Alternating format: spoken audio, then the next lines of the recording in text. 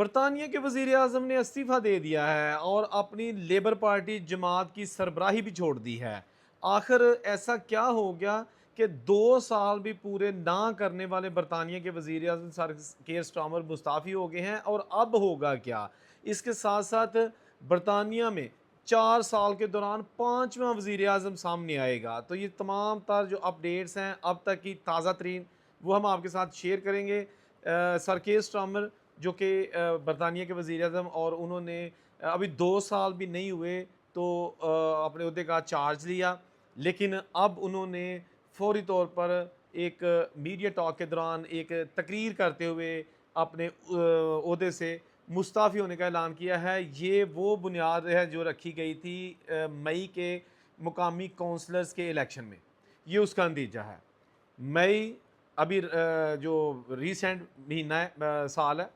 मई में वहाँ पर मुकामी इलेक्शन हुए, वहाँ पर लेबर पार्टी जो कि हुक्मरान जमात है, ये तीसरे नंबर पर आई और इसने अपनी तमाम जो पहले साबका इनके पास सीटें थी, इनके काउंसलर थे वहाँ पे, वो हार दी। यूके रिफॉर्म पार्टी जो कि इमिग्रेंट्स मुखालफ पार्टी है, उसने नुमायाँ कामयाबी हासिल करके ही उस वक़्त ये बिगल बजा दिया था कि आइंदा मरकज़ी हुकूमत भी यूके रिफॉर्म की होगी, और ये बात सच होती हुई दिखाई देती है।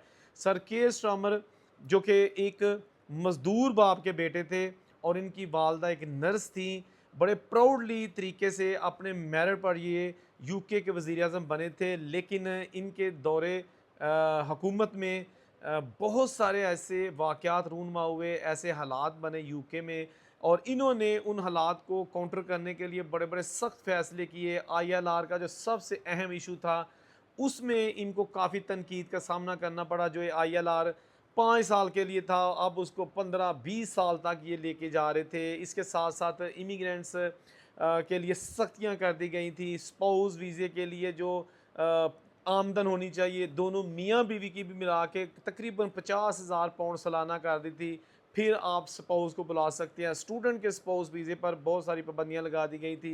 ये जो सर केयर स्टार्मर की हुकूमत है, इन्होंने जब हालिया मुकामी इलेक्शन में अपनी शिकस्त को देखा, और उस वक़्त इनके अपने जो जमात के लोग थे, वो भी इनके खिलाफ हो गए थे, और बताया जाता है तकरीबन 70 के करीब इनके अपने एमपीज़ थे, जिन्होंने कह दिया था, मुतालबा कर दिया था कि जी सर केयर स्टार्मर को मुस्ताफ़ी हो जाना चाहिए, क्योंकि इनको लोग पसंद नहीं करते। जिसका सबूत ये है कि लोगों ने ये जो मई में बलदियाती इंतखाबात हुए थे, उसमें लेबर पार्टी को वोट ही नहीं दिया। तो अब जो काम की बात है वो ये है कि आने वाले हालात भी इमिग्रेंट्स के लिए कुछ फ़ायदेमंद नहीं हो रहे। आने वाले हालात भी इमिग्रेशन के हवाले से, स्टूडेंट वीज़ा के हवाले से, या वहाँ पर जो असाइलम सीकर्स हैं, इल्लीगल इमिग्रेंट्स हैं, उनके हवाले से कुछ अच्छे नहीं हैं। इसलिए कि यूके रिफॉर्म्स उसकी जो है ना वो राह हमवार होती जा रही है, कि अभी जब ये टेन्योर पूरा होगा, लेबर पार्टी जो चल रही है, उनकी जो हुकूमत बनने के चांसेस बहुत ज़्यादा हो गए हैं। अब सवाल ये है कि जो यूके की होम मिनिस्टर है शबाना महमूद, क्या वो नई वज़ीर-ए-आज़म के साथ चलती रहेंगी? तो इसमें तकरीबन 85% चांसेस यही है कि शबाना महमूद के ओहदे को कुछ नहीं होगा।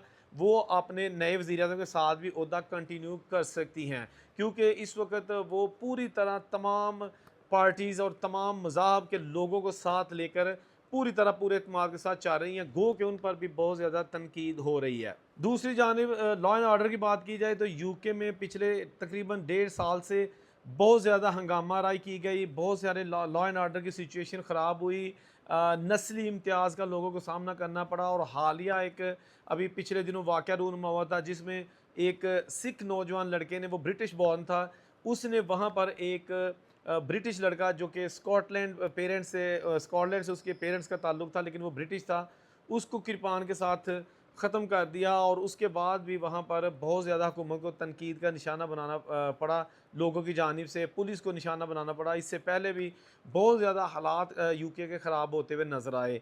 तो एक चीज़ जो अच्छी चीज़ है वो ये है कि हमारे मुल्कों में कोई भी वज़ीर आज़म हो, वो इस्तीफ़ा नहीं देता। अगर इस्तीफ़ा देगा तो पूरा पिट स्यापा पिया होंदा पूरे मुल्क दे विच, ठीक है ना?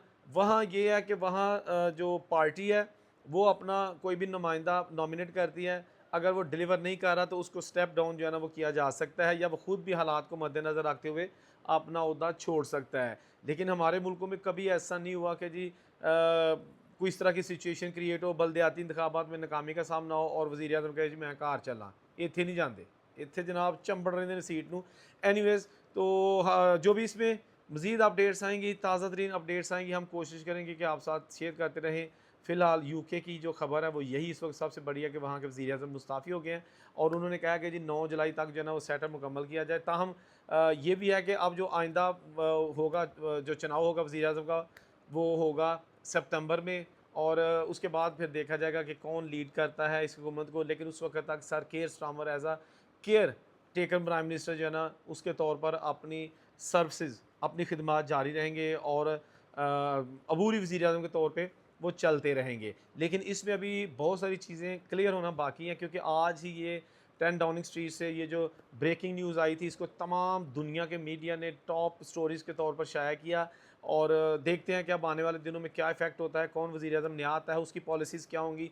यकीनन यूके रिफॉर्म की एक ऐसी इन पर छाप लग चुकी है, उनका इतना दबाव है, इतना प्रेशराइज़ कर दिया उन्होंने कि अब इनके लिए सख्त से सख्त फ़ैसले करना होंगे या आप दूसरे लफ्ज़ में ये कह लें कि यूके रिफॉर्म पार्टी जिस तरह मकबूल होती गई है असाइलम सीकर्स के पर तनकीद करके, इन पर लगाई जाने वाली रकम पर तनकीद करके, इलीगल इमिग्रेंट्स के हवाले से, स्टूडेंट्स और दूसरे जो इमिग्रेंट्स उनके हवाले से, तो अब वो कामयाब हो रहे हैं, वो आगे आ रहे हैं, लोग उनका बयानिया पसंद कर रहे हैं। लेकिन इनको भी या तो वैसा बयानिया बनाना पड़ेगा या फिर आइंदा इलेक्शन लेबर पार्टी जो है ना वो जीतती हुई नज़र नहीं आ रही। जहाँ रहे खुश रहें, अपना अपना तजिया कर सकते हैं कमेंट्स में। अल्लाह हाफिज़।